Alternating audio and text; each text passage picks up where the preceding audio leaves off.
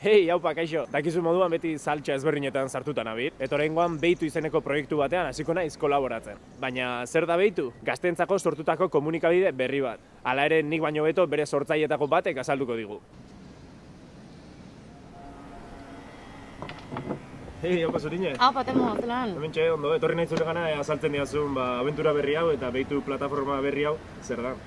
Bueno, esplikatuko dizut tita baten. Kontua da, gaur azpiek, aldizkariak eta erakurtzeko ditura galtzen nahi diala. Eta horren horrez, zu bakizu inor baino beto interneten barra ibiltzen diala. Inglesez, gaztelaniaz, baina euskeraz ez.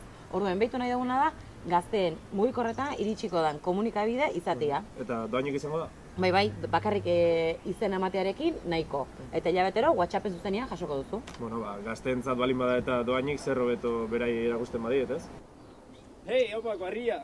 Leku bat ingo jatzu hortarte? Bai. Hori da, hortxe, oso ondo. Bueno, ezagutzen aldezue, baldakizue zer dan Beitu.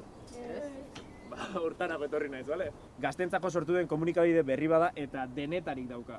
Beitu, dauzka elkarrizketak, bideoak, sexu eta droga kontsultak. Adibidez, hil honetan neska batek bere lehengo aldia kontatzen du eta antza denez ez zaio oso ondo joan.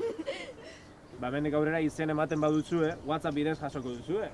Ikusi duzue, Beitu gazteek sortutako eta gazteentzako eginiko komunikabide berria da. Beraz, nik bezala proiektu honetan parte hartu nahi baduzu, animatu zaitez.